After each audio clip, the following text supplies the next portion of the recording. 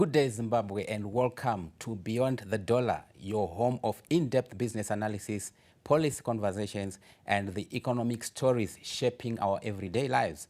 I am Kudzanai Sharara, coming to you from ZTN Prime Studios in Harare, Zimbabwe. As we step into 2026, government has rolled out sweeping fiscal reforms through the Finance Act No. 7 of 2025, effective from the 1st of January.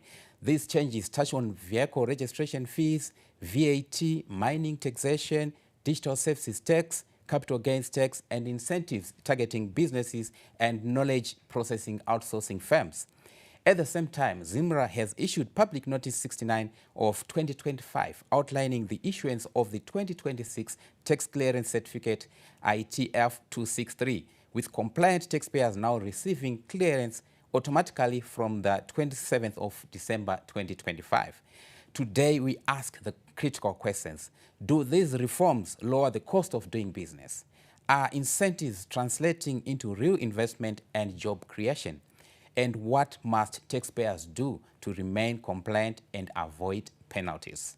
To help us unpack these issues, we are joined by Mr. Matthias Chinanai, Head of Technical Services, Domestic Taxes at ZIMRA.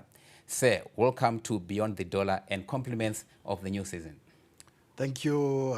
Good afternoon, Zimbabwe. Compliments of the new year also.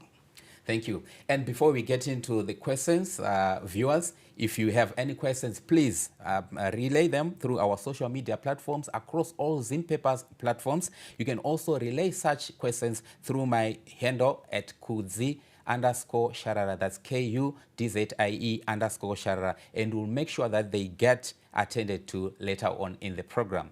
Now, Mr. Chinanai, let's get straight into it.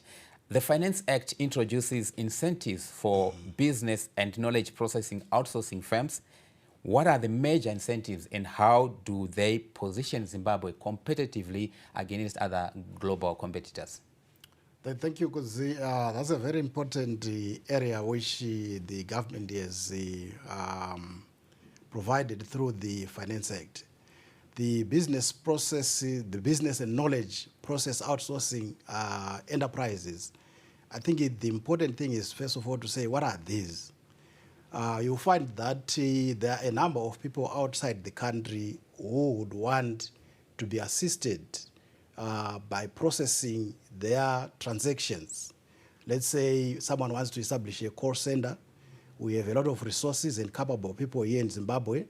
So a call center can be provided in Zimbabwe to support the activities that are taking place outside the country. At the same time, also, we have a lot of capacity in terms of knowledge. There are people who will do a lot of research. They can be contracted such that their companies in Zimbabwe can provide consultant services on strategic management issues, on financial investment for some other persons that are operating outside Zimbabwe. So we have situations where entities or persons outside Zimbabwe will contract certain persons or entities that are operating in Zimbabwe to do this work for them here in Zimbabwe. They'll be doing work for activities taking place outside the country. So the government has seen the opportunity out of the resources that are available. There's room for creation of employment. There's room for creation of investment. We have a lot of such resources. We have a lot of knowledgeable people in the country.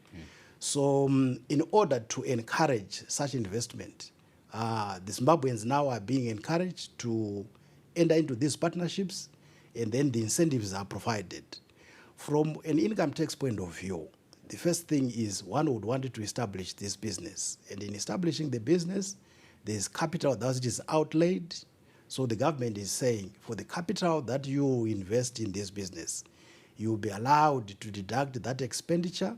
In the first year of assessment, 100% of it would be deductible. And also, when you are importing the capital equipment necessary to carry out these businesses, you find that they require a lot of computers, servers, and any other equipment that supports these business processes.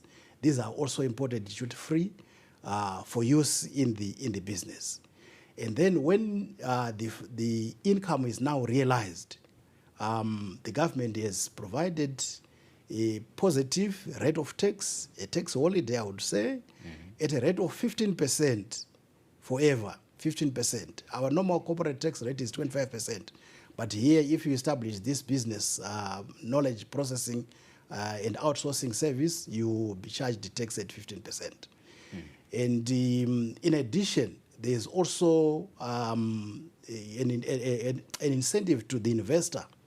If the investor invests in Zimbabwe, then there is no tax that is going to be paid on the dividends that will be payable by this company which is in Zimbabwe.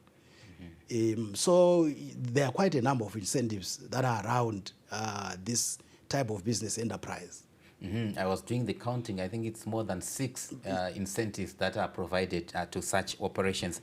So that's those are the knowledge processing outsourcing firms. Now moving on, Zimbabwe also has a vibrant transport sector, where transport operators previously they were taxed under the presumptive tax, and I've seen that there are also changes with regards to that. What has shifted, and how does this affect compliance and operating costs in the transport sector?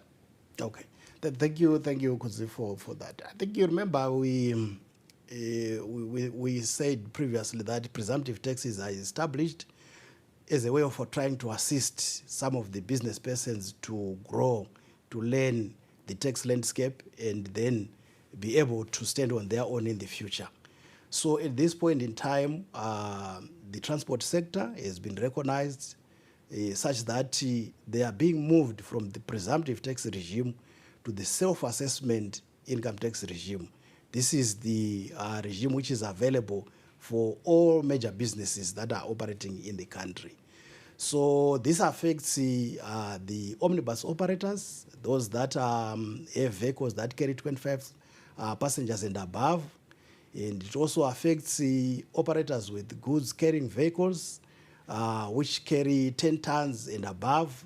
And it also affects what we refer to as the, or I can say, those who have boats, those who have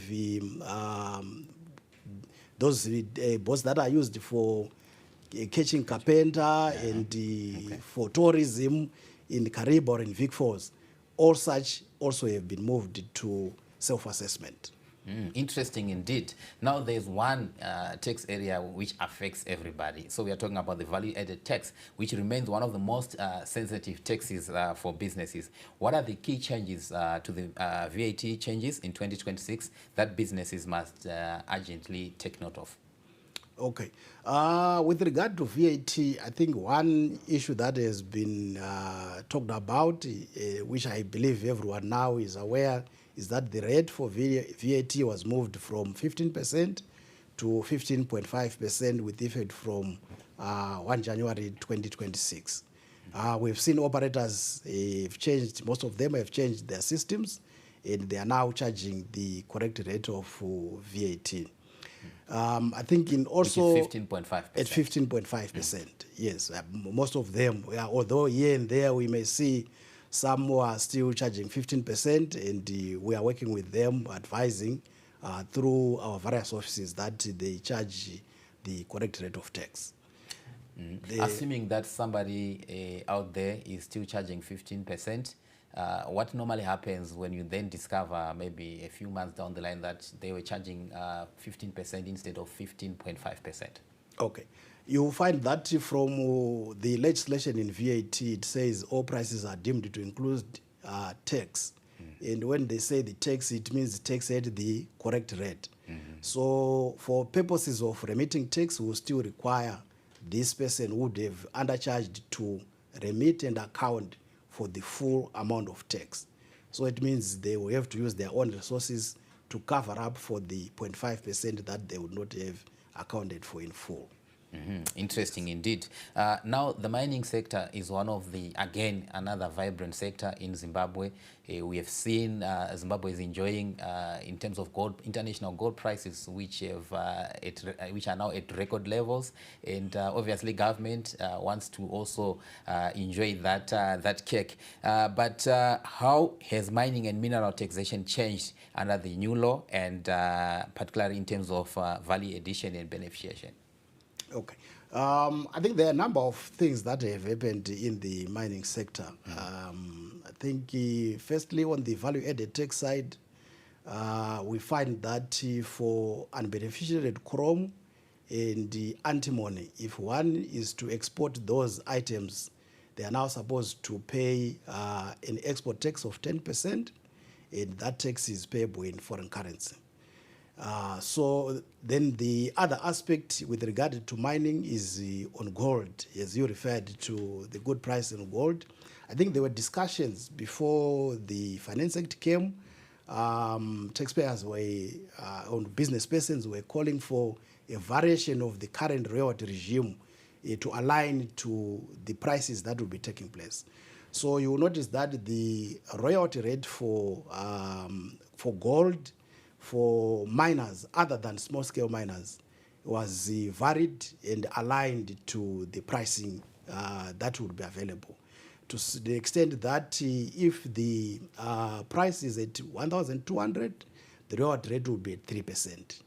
And if the price of gold is between 1,200 and 5,000, the royalty rate is at 5%.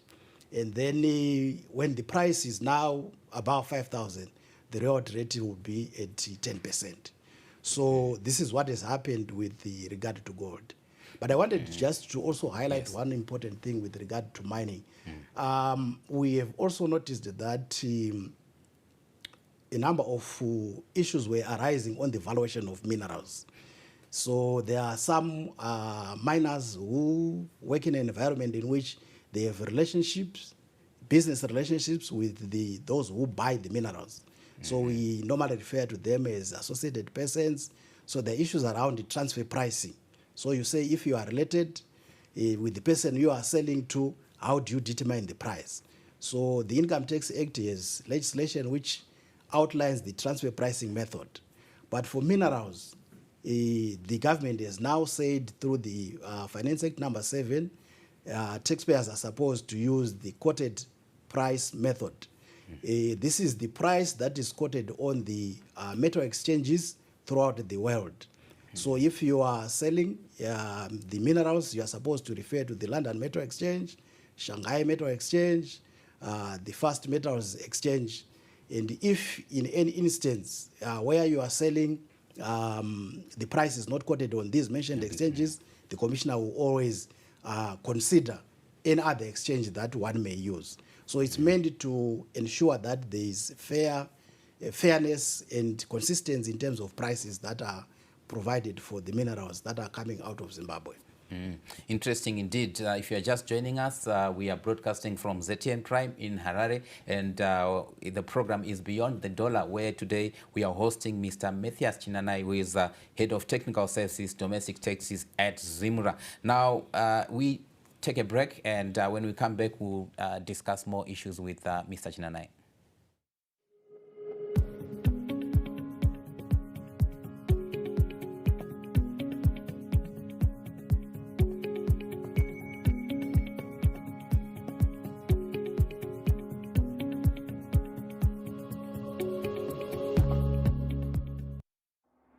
Harare, tune into the beat. Capitalk 100.4 FM, your source for news, business, sports, fashion, and more. Experience the pulse of Harare's culture and lifestyle. Capitalk 100.4 FM, Harare's top radio station.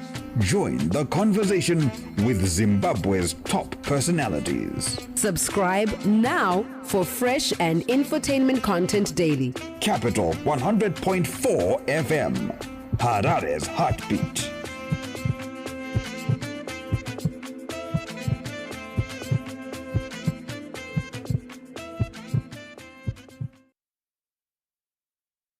Didn't graduate?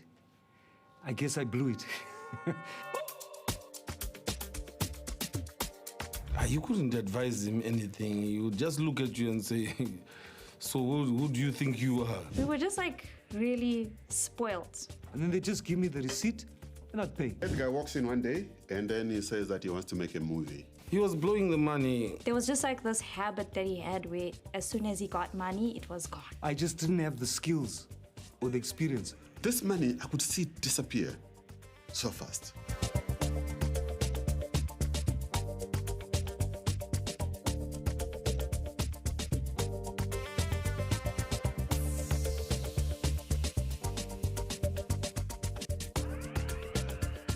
Catch exclusive interviews every weekday for candid, exciting, and thought-provoking conversations with your host, Erika Ndoro. We talk about arts, we can talk about sports, we can even talk about politics, and sometimes we venture into a nice guitaristic play.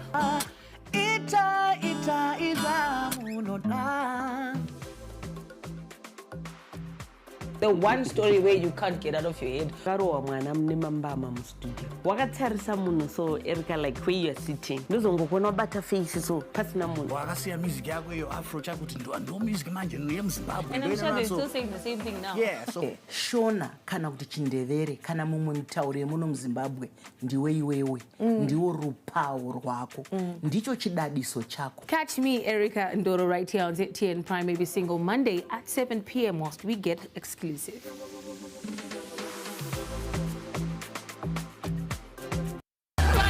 a world where music transcends boundaries, where rhythm and melody unite the hearts of people, comes a show that celebrates the power of music like never before. Get ready to dive into a sonic journey that will leave you mesmerized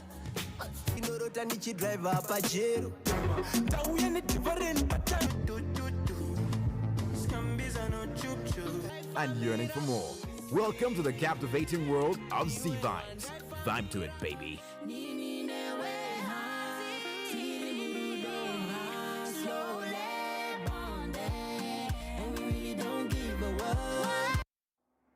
Harare, tune into the beat. Capitalk 100.4 FM, your source for news, business, sports, fashion, and more. Experience the pulse of Harare's culture and lifestyle. Capitalk 100.4 FM, Harare's top radio station. Join the conversation with Zimbabwe's top personalities. Subscribe now for fresh and infotainment content daily. Capital 100.4 FM, Harare's heartbeat.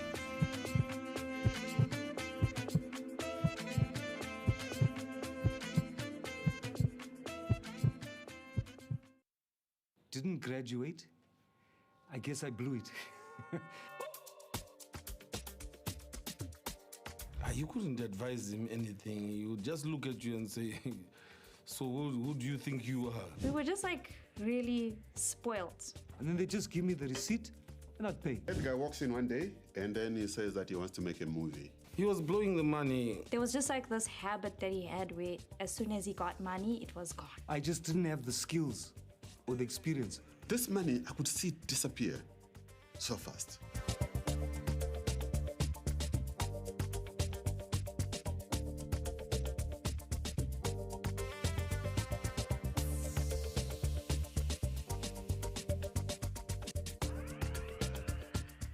Captain Wally J's about to take you to boot camp. It's the riveting science and tech show that keeps you up to date with the hottest gizmos on the block and revealing the illustrious and innovative visionaries in Zimbabwe. So much to see, you'll keep swiping. This cherry red beauty is the Dairy Auto M7 mini electric car. They've designed our brute force incubator board. Look at what we've got here. Solar powered scarecrow was part of the project that I was supposed to complete. Catch Swipe every Tuesday at 5:30 p.m. on ZTN Prime, DSTV channel 294. Get the picture? Catch exclusive interviews every weekday for candid, exciting, and thought-provoking conversations with your host, Erika Ndoro. We talk about arts, we can talk about sports, we can even talk about politics, and sometimes we venture into a nice guitaristic play.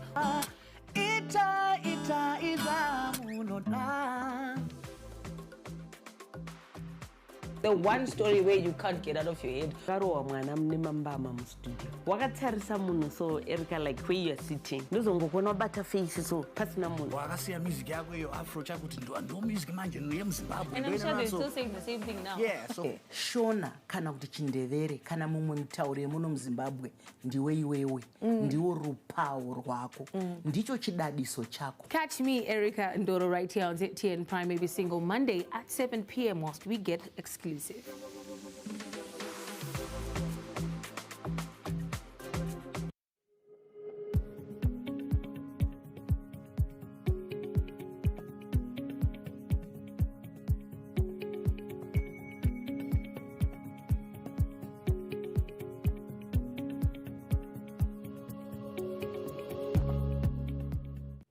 Welcome back to Beyond the Dollar, your home of in-depth business analysis, policy conversations, and the economic stories that shape the Zimbabwean economy. Now we are joined in the studio by Mr. Matthias Chinanai, who is the head of technical services at Zimra, domestic taxes at Zimra. Mr. Chinanai, welcome back. And as we move on with the program, the next question is one that has been all over social media and a lot of debate that is going around that particular topic. I'm now talking about the issue of the digital services withholding tax. Can you explain which services are affected and why imported goods are excluded? Thank you, Kudzi. Yes, I appreciate it has been one of the important subjects and quite interesting. In terms of the Finance Act 7, the Minister of Finance gazetted the digital services tax. This tax is a tax on provision of electronic services. These are services that are supplied electronically by non-residents. These are businesses that are outside Zimbabwe that provide this service, but this service is then consumed and utilized by residents here in Zimbabwe. So when they do that, the legislation indicates that this is a deemed supply in Zimbabwe. They are doing business in Zimbabwe. So there is a tax which is supposed to be paid. So what is being taxed here is the importation of the service, not the importation of goods. The separation is because when you go to the VAT Act separates the taxation of goods in the domestic country and the separation of goods that are imported, and then the separation of services that are imported into Zimbabwe. Because generally, we would not expect that things that are being done outside Zimbabwe will be taxed in the country, but therefore it's given a special position to say for services, we place them in a separate section, say that they are taxed on the basis that they are being used in Zimbabwe. Why they are taxed is there are other people who are doing business here in Zimbabwe, similar business services, electronic services here in Zimbabwe. And then we have now these non-resident colleagues, business persons, who also do the same thing. So for fairness and competitive environment, we tax the services that are coming from outside Zimbabwe. The goods are taxed through the border post. Remember, we have the customs division, which is responsible for ensuring that any goods that are coming in, they are subjected to tax. But now, because things are now being done through computers, through internet, it therefore follows that our borders will not be in a position at the moment to get into these systems and identify what is coming through, what is not coming through. Therefore, they are separated for purposes of ensuring that tax is collected from such services.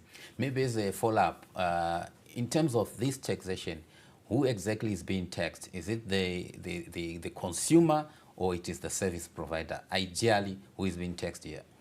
Okay. From a VAT point of view, what is happening, we refer that to as imported services. Imported services means that someone here in Zimbabwe has been supplied with a service. Under VAT in general, if you go to a shop to buy, you are the one who pays tax. It is the same with the service. The responsibility of the one who is supplying the service is just to collect the tax from you. So it is similarly the same in this instance. There is a foreign supplier who is providing a service. And in providing that service, a tax is supposed to be paid by the person who is receiving the service. This is how it is working. This one is not a tax on the supplier. The tax on the supplier is collected separately through the Income Tax Act. We have another section which deals with the income that is earned by the foreign supplier. And there is a tax of 5% on the gross income of the supplier. But this one is a tax which is being paid by those who would have received the service here in Zimbabwe. That's thank you so much for that clarity. And still on that one, there's been concern about double taxation, especially for taxpayers already accounting for VAT. Some of the service providers were already charging VAT on those some of those online services. How is the government or ZIMRA ensuring fairness in this aspect, so that there is no double taxation? Okay. Thank you for that. There shouldn't be any double taxation. Because remember, we are saying you are charged by the foreign supplier, and then you are withholding, or the intermediary, which is the bank, will withhold the amount which is supposed to go to the intermediary. So ideally, it is aimed to withhold the tax that is supposed to be that was supposed to be remitted by the foreign supplier to Zimbabwe. Because if you remember, we're saying these services are deemed supplied in Zimbabwe. What it means is the supplier is here in Zimbabwe and he is providing a service. And where he is eligible for VAT registration, he is supposed to also charge the VAT and then remit it. There are issues that still, I would say, that still need to be clarified around this area. And we are looking forward that those issues will be clarified, to say the operators that are outside Zimbabwe that are already registered, how are they supposed to conduct themselves going forward to ensure that there is consistency and there are no mismatches in terms of tax. Yes, that one will come through.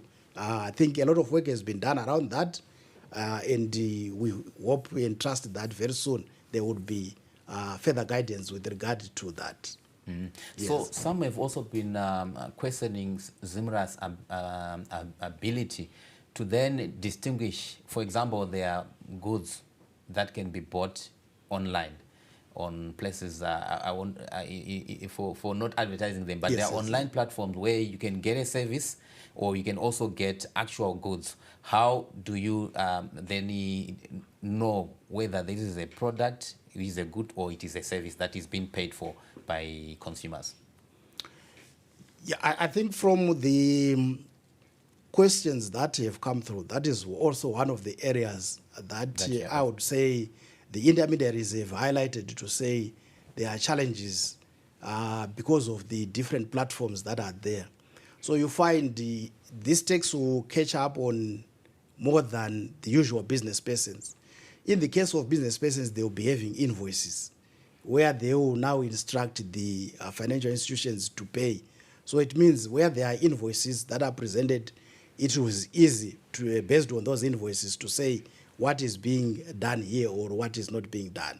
I think the financial institutions have clarified to us that some of the payment platforms that they operate with may not allow them to be able to analyze and understand what is being paid for because of the nature of the way the payments are done. So it is also one of the areas that is being looked into, to say how is it addressed. So ZIMRA would be working with the financial institutions, but we have seen the financial institutions have been sending communication to the fact that they would collect the tax, which would mean that if they collect the tax and the taxpayer is of the view that he is not supposed to have paid the tax, then the taxpayer can still approach the financial institution, they present their case, and if the tax was not supposed to be collected, then refunds can still be processed. Indeed. So if there's any taxes that will be paid, there is a possibility that refunds will be made if there's any error in terms of tax payments. Now let's move on to IMTT, the ZIG IMTT, which has been reduced from 2% to 1.5%. What signal does this send about government's commitment to promoting local currency use? Yeah, I think if you remember when the minister made that presentation, I think the major thrust from a government point of view is to promote the use of local currency. So in that direction, they've therefore reduced the rate of tax that is applied for IMTT on the local currency, and maintained the same rate on the transactions that are processed in foreign currency. So I think it points to that. But if you also take note, the minister indicated that the reduction in the IMTT, there are two things around IMTT. One, it is a quid pro quo in the sense that the VAT rate was increased to 15.5%. And then you now have the IMTT also being reduced for local transactions. So indirectly, there's some understanding of the impact of the rate of the increase in the rate of tax. Then you also notice that under income tax, IMTT is now an allowable deduction. Otherwise, both for local and for foreign currency, to try to minimize the cost of business. So those are some of the things that you find in relation to IMTT. Interesting. And there's a question that is coming via our online platform, and it's coming from Sedi Freddy, and it's to do with capital gains tax. So the question that I already had in the studio is that what are the significant changes to capital gains tax, and how do these affect property transactions, share disposal, and long-term investment planning? And then the question from Freddy is that, does it apply to locally registered companies? Thank you. Yes. With regard to capital gains tax, there is an introduction of a special capital gains tax on the disposals of shares and interests in landholding entities. To bring it closer home, you would find, for instance, there are situations where some people have taken, let's say, their properties and then they house them in a company. And some of these companies, they end up being big, and they can be owned even outside the country. So in future, they don't necessarily need to sell the land, they don't necessarily need to sell, say, the property that is housed in the company, but they dispose of the shares. So we are saying, therefore, for both the local and the foreign entities, where such disposals are done of shares and interests in the land holding entities, a special capital gains tax will apply. But the rate is still the same at 20%. You will notice that, I think, over the years, for local entities, some of these transactions were escaping tax. I think there are issues around interpretation, application around that. So the legislation goes on to be very particular and specific to say, if you dispose, there is therefore special capital gains tax, and the tax is being paid by the buyer. It also affects, if you would go on it, if let's say you have a company here which is owned by a company in Mauritius, for instance, they can decide to dispose the company in Mauritius, but the value of the company in Mauritius is being derived from the land and buildings that are here in Zimbabwe. We are saying whoever buys the Mauritian shares, wherever he is domiciled, is supposed to account for special capital gains tax. Thank you for that clarification, and hopefully, Sedi Freddy, you have been answered there. Another question coming through our online platform is coming from Wafakuchera, and he says, is every company, regardless of size, now required to be registered for VAT and to fiscalize through the terms system? The registration requirements for value-added tax have not been amended. The VAT registration threshold is still US 25,000 in a period of 12 months, going back or going forward. So it's only those who are eligible for VAT registration. I think the exception would be on the VAT digital tax. In case of the VAT digital tax on electronic services, or the non-residents who are going to be supplying the service will still be required to account, who have their transactions being subjected to that tax. So yes. It doesn't matter whether you're a big company or small company. It depends with that 25,000 threshold. Yes, the 25,000 threshold, yes. Okay, interesting. Moving on, Zimra has announced the automatic issuance of 2026 tax clearance certificates. What exactly is an ITF 263, and why is it so important for taxpayers? Maybe you can also give us a background in terms of... Yes. You see, the issues around tax is tax is a I would say you pay it voluntarily, but it is a legal requirement. So, being a legal requirement, you are supposed to comply. You are supposed to register. You are supposed to submit returns. You are supposed to pay the tax itself. So you come on your own every day. You are not forced to come through. There's no police who will say come. Because you know it is a law, so you are supposed to come. So because of that, there is now an instrument that was put in place through the Revenue Authority Act, which would say you are supposed to be issued with a tax clearance certificate, which is a confirmation that you are up to date with whatever is required in terms of the Taxes Act. And the impact of this certificate is that as you would be trading, there are people who are supposed to pay you money. If you don't have that certificate, there are exceptions, of course. They are supposed to withhold 30%. This 30% would be used to settle your obligations. So this is the impact of the tax clearance, and this is why you would need it, to ensure that when you are being paid, you are doing a business, you are selling goods, and as people pay you, as your consumers pay you, as those who are buying pay you, they will say, do you have the tax clearance or not? If you don't have it, they are supposed to withhold 30%. So it means it will affect your cash flow. This is not only done in the shops where we go and buy our groceries, the small shops for consumer contracts. Yes, there's nothing that is deducted. But for commercial contracts, businesses are required to withhold that 30%. And even when someone is importing, you are also supposed to present your tax clearance certificate. If you are not having that tax clearance certificate, you end up also being required to pay a cross-border informal traders tax, which is collected through the customs division.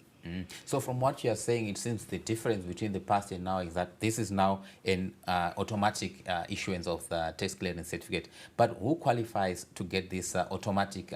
Does everybody qualify to get this automatic tax clearance certificate? Okay. The automatic is coming from this perspective. Remember, Zimra has advised that we developed a new system, which is the tax and revenue management system. This system is responsible is being used for managing tax issues. It checks on compliance. And in the old days, taxpayers were affected by having to wait to be issued with a tax clearance certificate after making an application. But now this system issues these tax clearance certificates automatically to those who are compliant. This is where the automatic is coming. It's not a law, but it is an efficiency that has been created through the tax and revenue management system to say you no longer need to apply if you are compliant. So it is issued automatically if all your returns are up to date, all your payments are up to date, you have fiscalized if you are supposed to be registered for VAT. In some cases, your returns may not be up to date, but you should have engaged the commissioner and agreed on arrangements to say, I am owing so much, so I'm going to pay on this date and this date and this date. You can be issued a tax clearance. But such circumstances now, they are not issued a tax clearance automatically. You have to come first of all and apply. But for those who are compliant, the tax clearance will just be posted to their account automatically. You are watching Beyond the Dollar right here on ZTN Prime. And today we are focusing on the latest Finance Act, which is Finance Act number 7 of 2025. And in the studio, we've got Mr. Matthias Chinanai, who is an official with Zimra. Now we also have guests in the studio, and I'll be coming to them just now. But before I go to our guest in the studio, Mr. Chinanai, when you say fully tax compliant, practically, what does that mean when you say one is fully tax compliant? What does that mean practically? Practically, it means you are registered with ZIMRA and registered for all tax types that affect you. And then you would have submitted your returns for all the tax types that affect you, and you would have paid all the tax against all the tax types that affect you. And if you are registered for VAT, you would have onboarded on our fiscalization data management system, so that it will record your transactions as they are taking place in your business. Then it means you are fully compliant. Before I go to my guest in the studio, somebody is coming back. That's Konsi Chogugudza, who is coming through with a question. I think it regards to the capital gains tax. And the question is, what about those properties that are held in trust, e.g. by children? Are they subjected to the same tax? I think it's the capital gains tax. Okay. Yeah. I think what we are talking about here is to say, when the property is being disposed, that's when the special capital gains tax will arise. So if these properties are held in trust and they have not been sold, it means there's no tax that is to be assessed. So whether it is in a trust or whoever owns it, for as long as you sell it, there is then the taxes will apply. The taxes will apply at the point of sale. Yes. Sol Chinanga comes through on from our Herald page, and he said, in the budget statement, the minister expanded the definition of financial institutions for the purposes of IMTT to include microfinance institutions. What does ZIMRA understand this to mean in as so far as IMTT microfinance companies? Okay, then thank you very much. I think before the minister made that proposal, there were observations that the definition that was in the legislation kind of limited the scope of those who are supposed to collect IMTT. So therefore, the minister extended to make it very clear that they are also carrying out certain functions that result in money being transferred, and therefore they are supposed to account for IMTT. So it closed the gap that was there. Okay. Thank you, Mr. Chinanai, there for that clarification. Let me now come to our guests in the studio. Gentlemen, welcome. And I'm going to allow you to ask one question each for now. And you can introduce yourself and go ahead and ask your question. Thank you and good afternoon. I'm Fadzana H. Geregomo. My question is around digital services withholding tax. So we have got a number of Zimbabweans who are in the diaspora, but they do hold accounts with local financial institutions. When they pay for digital services and consumption happens wherever they'll be residing, are they liable to digital services withholding tax? Thank you. Interesting question there. Consumption is not taking place here in Zimbabwe. You can respond. No, thank you so much, Mr. Chikerekom. I think that is one of the important questions that we have also received. If you go to the letter of the legislation that is in place, it is quite specific that the services should have been consumed and utilized in Zimbabwe. So it would mean that for any services that are not consumed and utilized in Zimbabwe, the tax does not apply.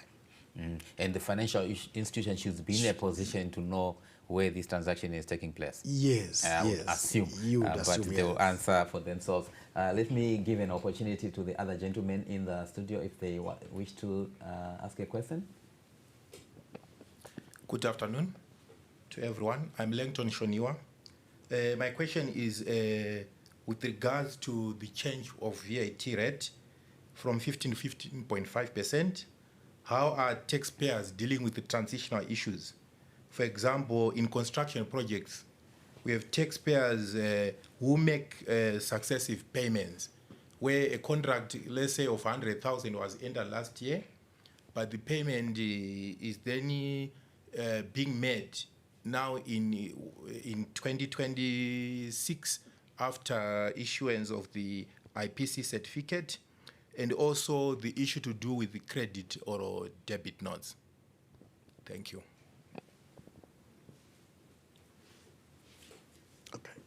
You can respond. Okay. Thank you very much for that issue, the transitional issues with regard to the VAT rate. I think if you go to Section 73 of the Value Added Tax Act, it provides the clarification on management of those transitional issues. If the certificates were already issued in December, the rate of tax was still 15%. But if the certificates are issued now, the time of supply rules for the construction sector refer to the area of the activity having been done or the certificate being issued there. So we refer to the time of supply, when was this activity done, and then we would apply the appropriate rate of tax accordingly. Thank you for that response, Mr. Chinanai. Now, there's another question coming through our Herald page, and this is from Lorraine Nyasha, who says, do the e-commerce operators still need to charge VAT, considering that there is now the digital services tax withholding tax, and the old section was repealed? So the question is, do the e-commerce operators still need to charge VAT?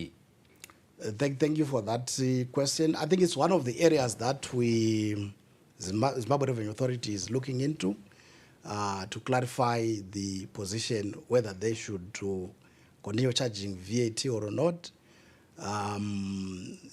There is a scope for them to continue charging VAT, in the sense that it's not all services that are consumed in Zimbabwe that are paid for in Zimbabwe. There are also other services there are also these same electronic services that are consumed in Zimbabwe, but they are paid for using funds that are outside Zimbabwe. So there's need to look into that area, and then that will inform on the final position. Because, for instance, one may be having his own resources outside the country. One may be having a brother, a sister, a cousin outside the country. They can still pay for electronic services, but such electronic services are consumed in Zimbabwe.